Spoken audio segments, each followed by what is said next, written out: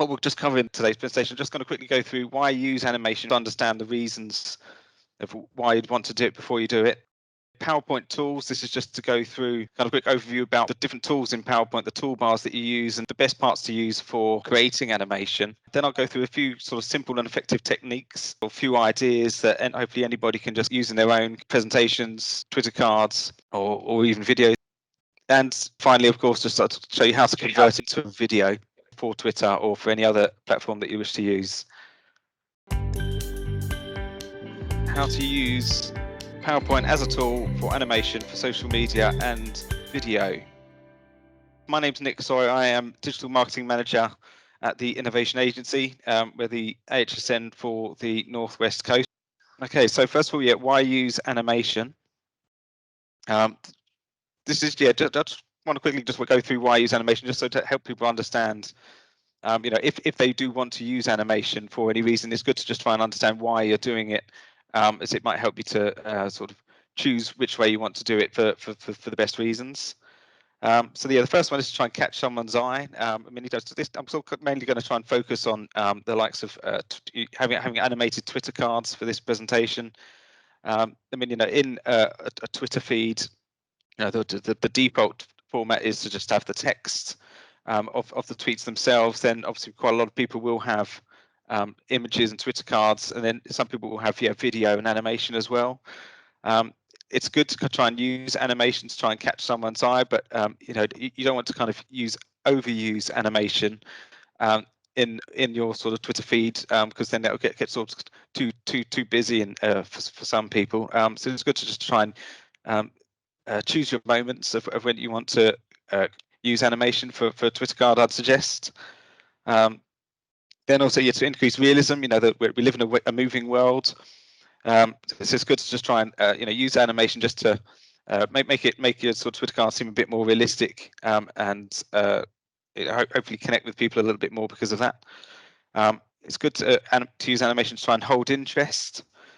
It's just to capture someone's attention and then to hold it. And then lastly, to link in with video footage. If you are using kind of video footage or other assets, animation can just work quite well with other animated or motion picture formats.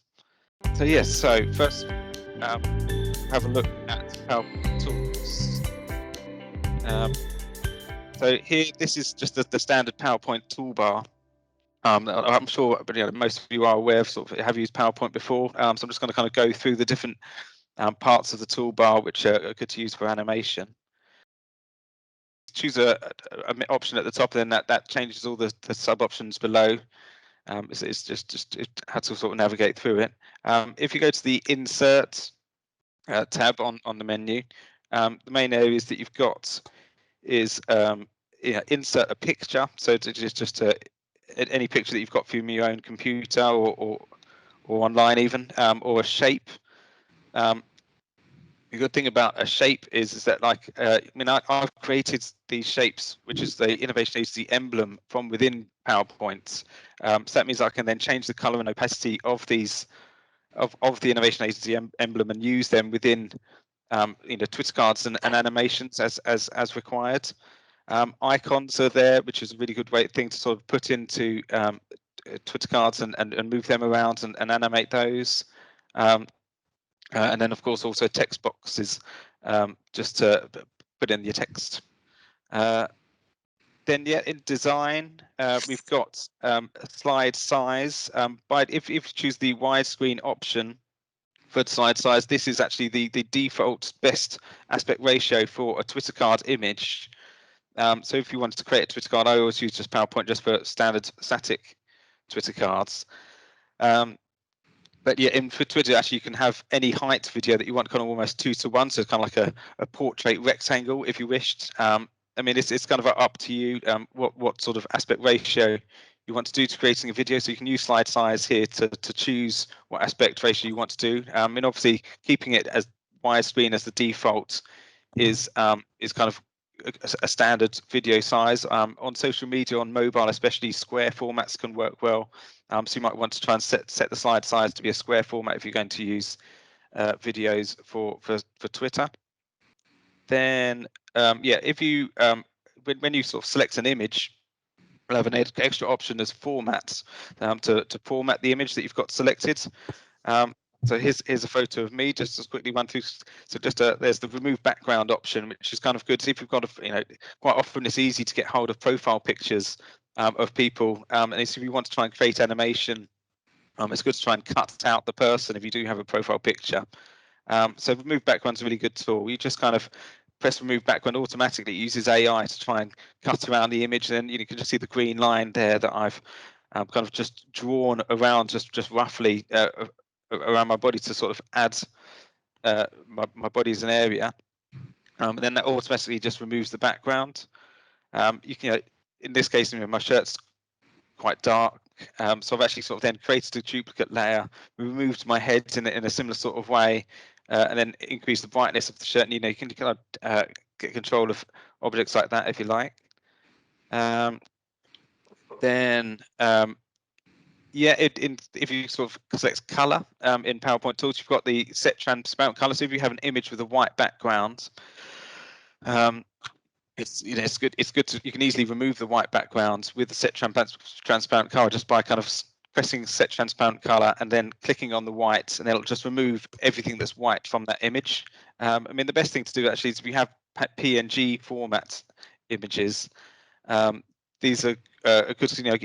Hopefully you've got transparent backgrounds in, and that's always good to for animation. If you've got things cut out, that helps you to move things about the screen a little bit better.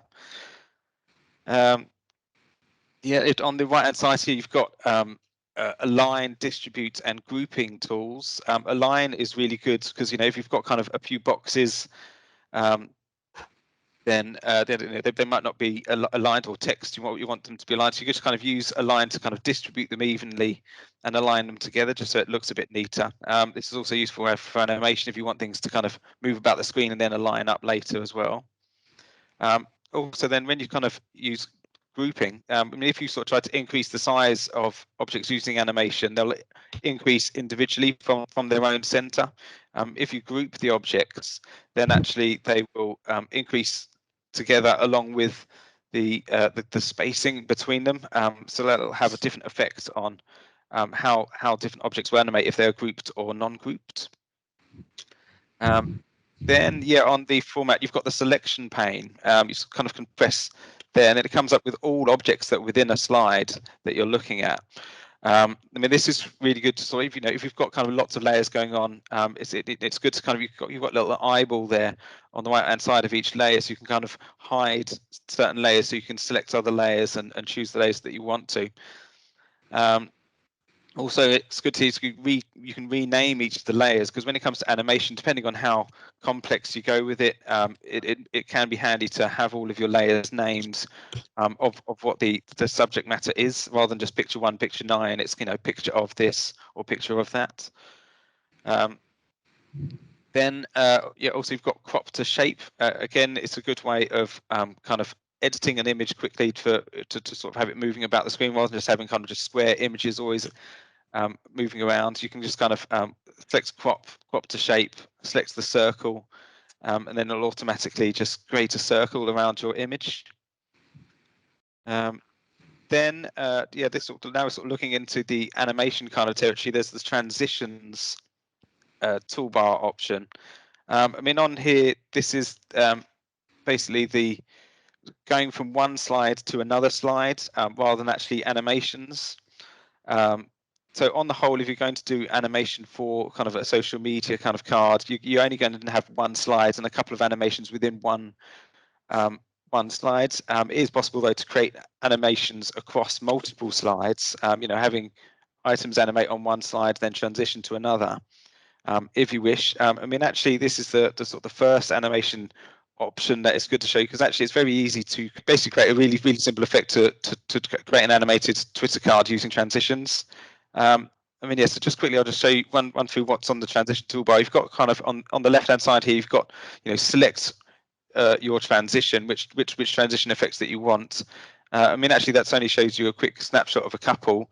There is then a little pull down menu just beside it, which shows you all transition effects that you want.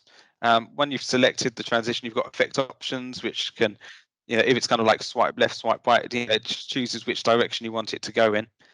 And then lastly, you've got here the duration. How long do you want the transition to last for? Yeah, so then here is just an example. If you just create 2 slides in PowerPoint, one slide has text, one slide has an image, then you create a transition between the two.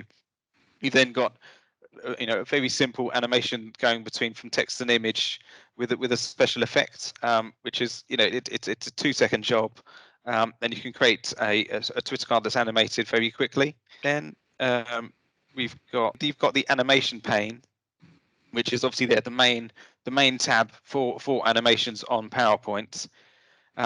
It's kind of got a very similar kind of layout to the transition tab, where you've got the different animations on the left hand side. Then you've got effect options where you can choose options for these things. But actually, it's best not to use these options here on the left hand side, because you can wipe over past animations that you've created on an object if you've got kind of like one object being animated twice.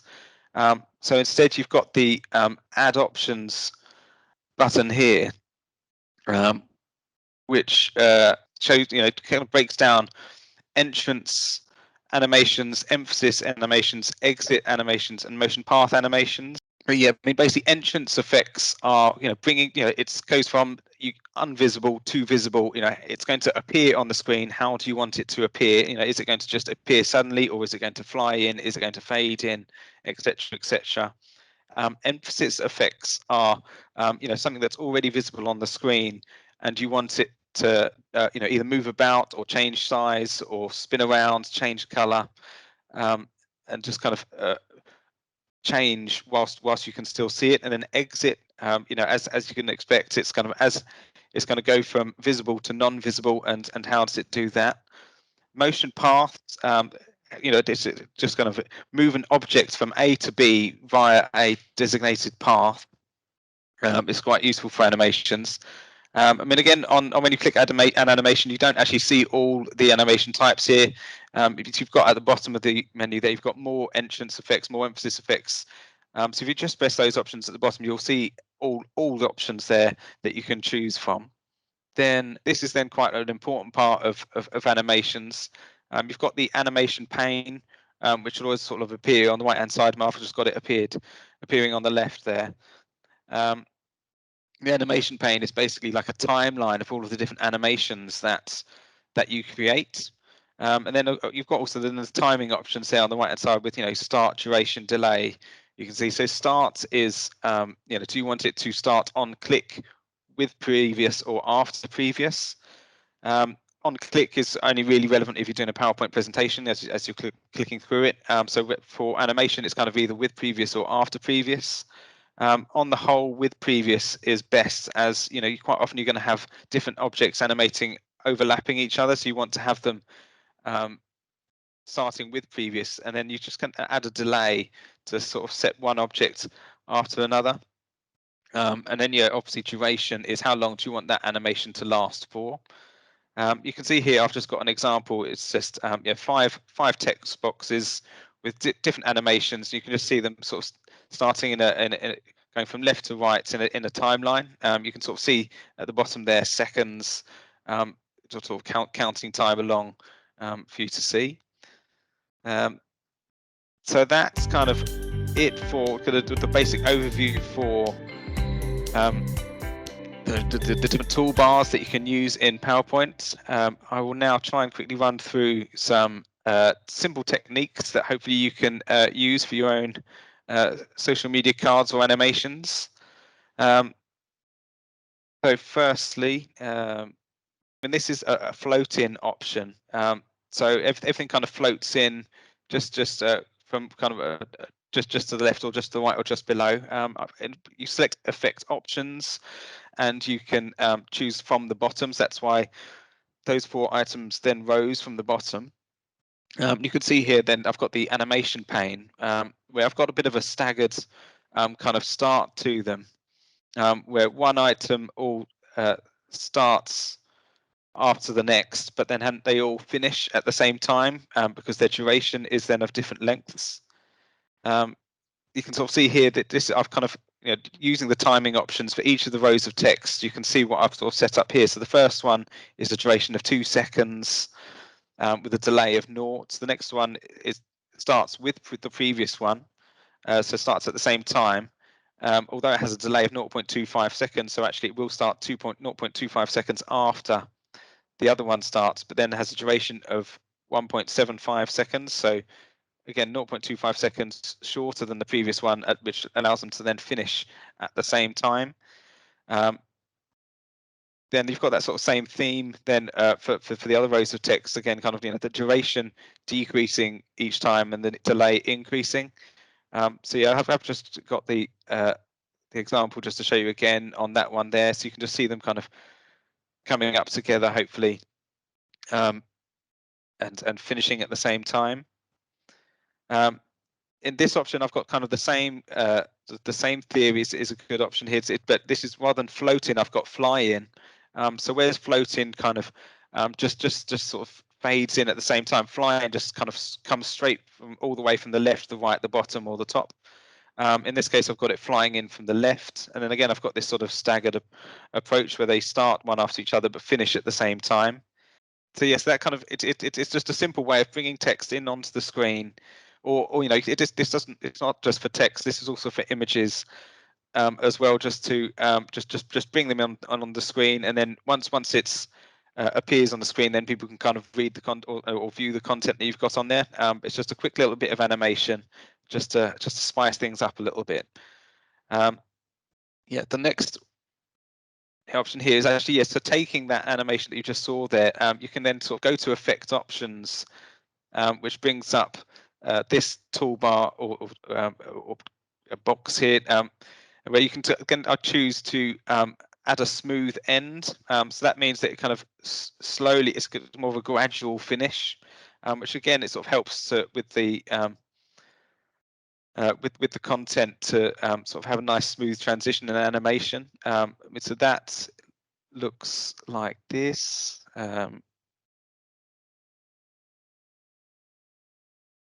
So yeah, so that was the previous one. Then this was the original one. But yeah, then you can, if you wanted to, you can change the direction so each row, if you had coming from different directions when they fly in, that then looks a bit more snazzy, like so. Then actually, also if you wanted, then you can have an image to fly in after your text as well. I mean, if you just a fly in is a very good simple tool, just to bring items from off the screen onto the screen, and it gives you a quick animation that you can use. This then is looking at emphasis effects. One of the best emphasis effects to use is the grow shrink option. So yeah, the grow shrink option is really good, just to sort of give emphasis for something, just to sort of make it pop out onto the screen just a slight amount. So it just helps you to keep it simple, but just grow it slightly. I mean, the way you have to set these up is in, again, sort of from the animation pane. If you right click them and go to effect options, you can see here that I've selected smooth start, just to enable it to sort of start smoothly. And then also you can see there's an auto reverse tick box, which I have ticked there as well. So that means that not only will it grow, it will also then revert back to its original size. Also here you can see that the size I've set to 120%. 100% being its original size. So that just allows it to increase just a small amount. Yeah. So yeah, here then this is sort of another way to use the grow shrink tool. In this case, I've got the do it now. Is just kind of like a call to action. You might want to have register now, or some sort of button kind of option to add to your animation card. I mean, so I've just kept the settings all exactly the same, except I've got smooth start, size 120%, auto reverse is ticked, except then I've got a bounce end is then also increased to kind of just below maximum.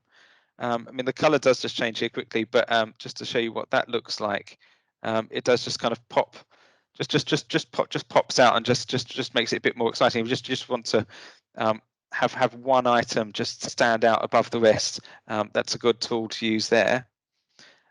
Also, perhaps if you've got kind of last chance to see, or sold out, or sort of kind of like a banner you want to sort of put over the front. This is then using a entrance effect. The entrance effect is basic zoom, where in effect options you can set it to zoom out. This then kind of takes it from kind of closer to you, and then sort of almost like it's been slammed onto the page, which looks like that. That's good for just sort of last chance to see, kind of making something high impactful. That's a good technique to use there. Yeah, this is just a good option. Just lighting effects.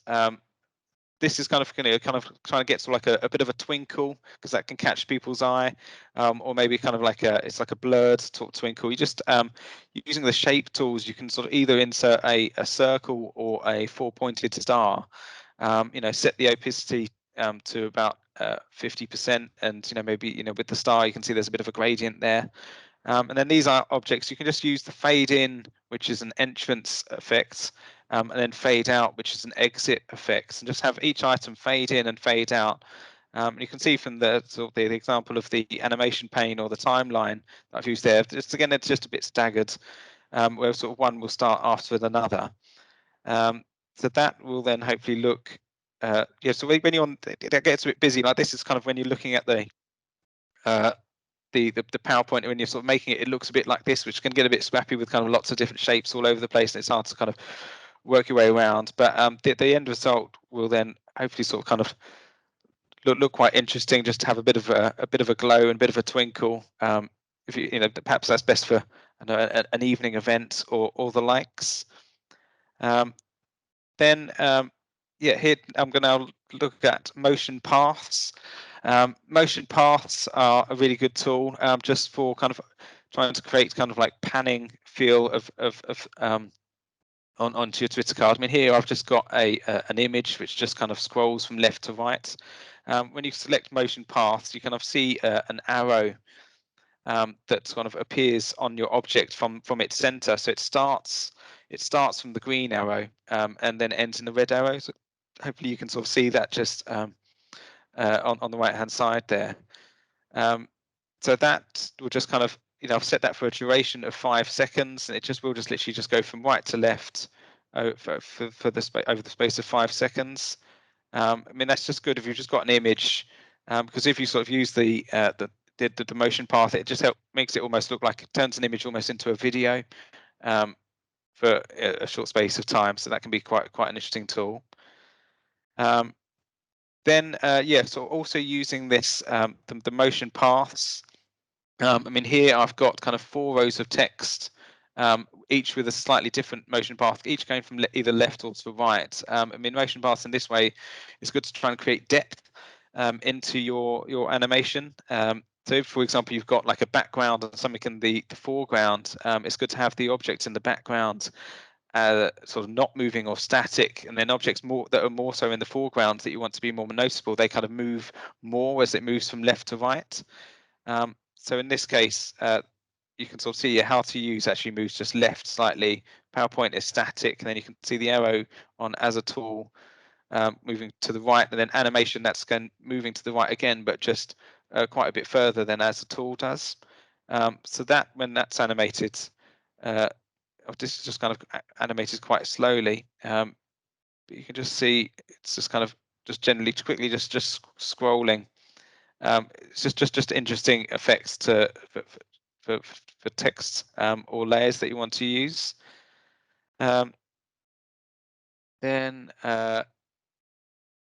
This is in this option. I've sort of taken that concept of the one that we've just seen using the motion paths, but then I've also added a fly in and a fly out effects at the beginning of end of that. So you can see on the timeline on the right hand side, you can see the 4 fly in effects sort of taking place. Then you can see the 3 motion paths, and then you can see the 4 fly out effects taking place. So that then kind of looks like this. This is quite a cool effect that I like to use.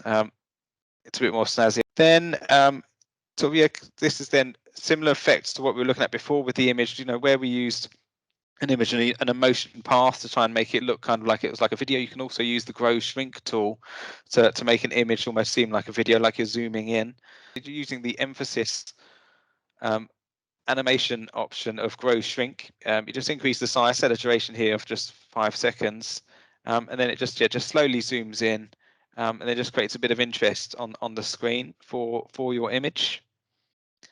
Then again, sort of keeps similar again to the way that the last one used fly in and fly out and the motion path. This is sort of similar, but just gone in a different direction, where we've got using the basic zoom tool and the grow shrink option. So here we've got basic zoom, where the effect option is set to zoom in. Then it grows shrinks when in the case of sort of it grows in size by about 120%. And then basic zoom as an effect, so as a exit effect, which again the effect option as zoom in. So you can see the order of that on the timeline there at the top, and then that will look that will sort of zoom into the screen, and then kind of just sort of hover in space by and still zooming, and then carry on zooming and then disappear. So that's just quite a nice little effect to have some text that appears onto the screen. Then I think it's either the last or the penultimate effects now here. We've got it's just simply adding in a fade. So here I've got an image, then I added a shape of a square over the top with a color to it and a certain transparency, and then some text, and then that just allows you to kind of sort of start with the image, and then just fade over it, and then just show the text. So that's just simply using the fade in tool, which is an entrance effect. So that's again quite a simple little tool, just to go from image to text, which is quite a common little trick to animate your Twitter cards and the like. So that's it for the effects. Then this is just literally just how do you then convert it from PowerPoint to video? It's all very simple, really. You just literally go to File at the top, then it shows that you can go then Export on the left-hand side. Gives you an option there to create a video.